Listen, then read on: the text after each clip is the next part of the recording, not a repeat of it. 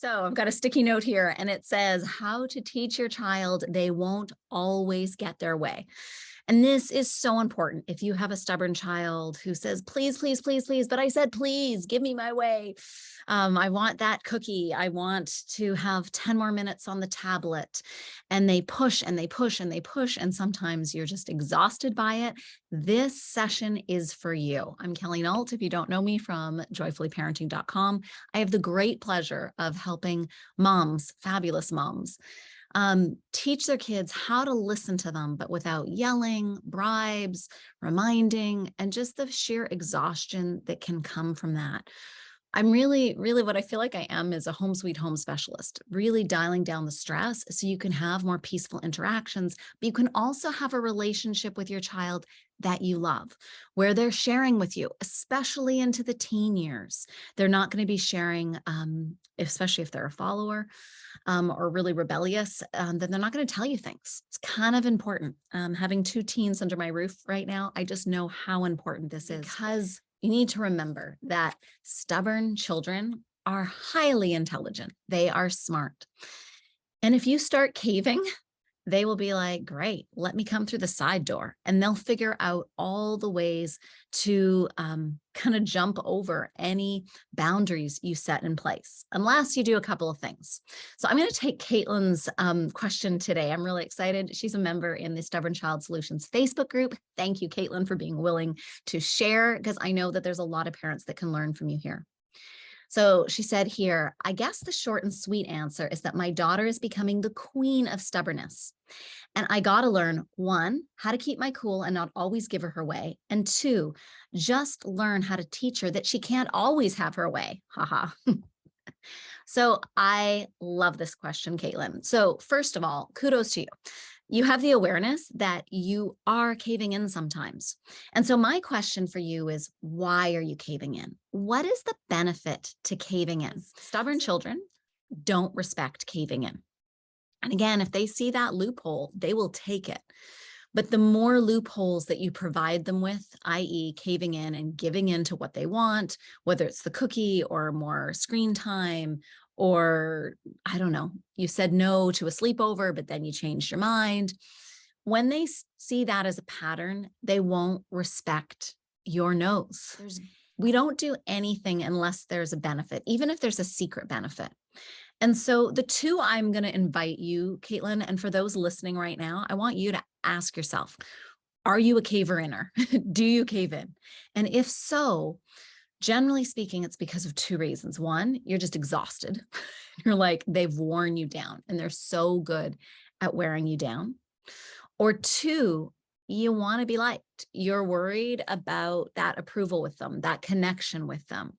Now, I am all about connection, but there's so many better ways to get it. And if you don't have connection with respect, you won't be able to have the peaceful relationship and won't be able to successfully parent your stubborn child in a way that you can ensure you're not unintentionally raising a spoiled child. And I know, Caitlin, you being on this, you don't want that. But why is it that you cave in? What's the benefit to you? Because until we uncover this part, it's kind of like the iceberg. You know, you see the top and it might look really beautiful, but down below, I mean, that's what got the Titanic with, you know, some of the best engineering minds of the day. That's what took it down. And it's the hidden part that we don't see, those benefits of caving in, that if we're not so aware of it, we won't be able to change it. If you're not going to follow through, then don't say no. If you know you're not going to follow through. And again, this takes a lot of awareness. So I'm just going to take one little step back.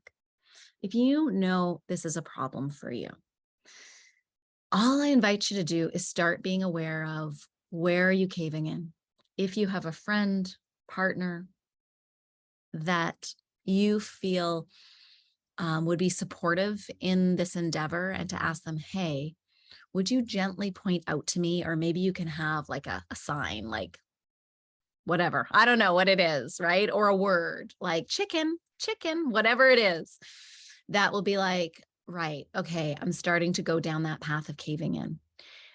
Because it's figuring out when you're going down that path too. And when you go down that path, I don't recommend you beat yourself up because that just often exhausts you more and won't give you the strength and courage to start changing this.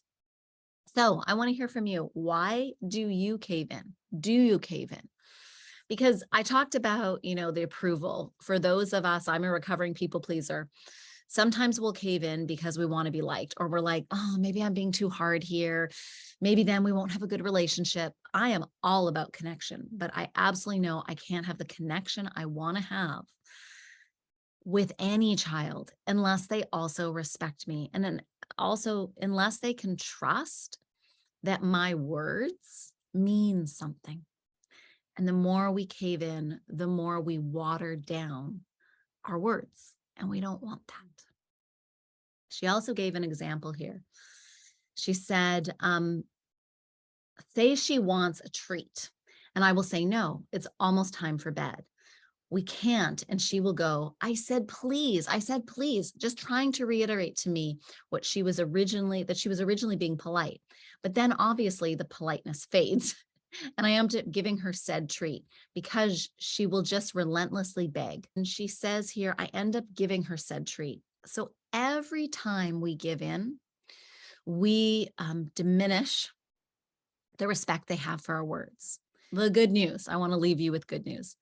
The good news is when you get really clear on why are you caving in? Why do you want to change this? Starting with one thing and working it. This is why I love coaching moms, the moms who are willing to do the work. It's because you can actually start to see a lot of changes quite quickly if you get in that place of having the support, having a plan, and working the plan, but from a real awareness perspective. I hope this is helpful.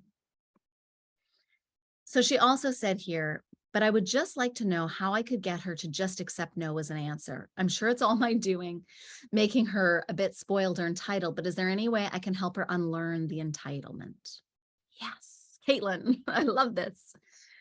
It's to stop caving in. But again, you got to do the work of why are you caving in?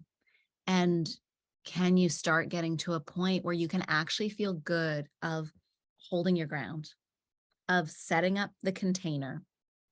So even when she's saying, but I said, please, to honor that, be with it and say, I heard that and I appreciate it, and wait.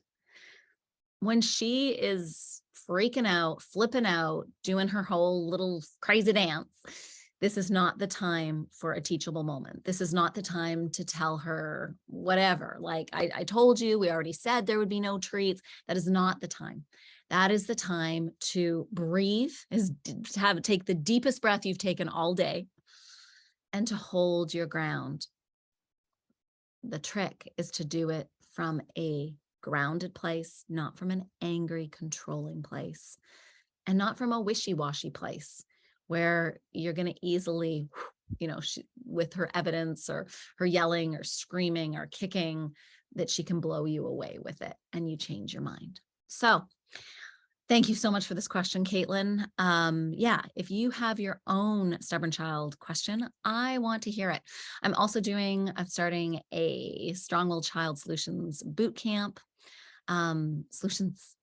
that I'm really excited about. And if you feel you're ready to really go deep, to make some changes, that if you think in the next 3 months, I want to have a more peaceful home. I want to have a better relationship. I want the yelling to calm down. I want the exhaustion of having to lie in bed with them every night. Whatever it is for you, fighting about the tablet, reach out to me. I would love to see if there might be a fit for us. And before I go, I just want to remind you, as always, thank you for all you do day in, day out as that mama. Your family might not always show their appreciation, but on behalf of them, thank you. Have a wonderful, wonderful rest of your week. Bye now.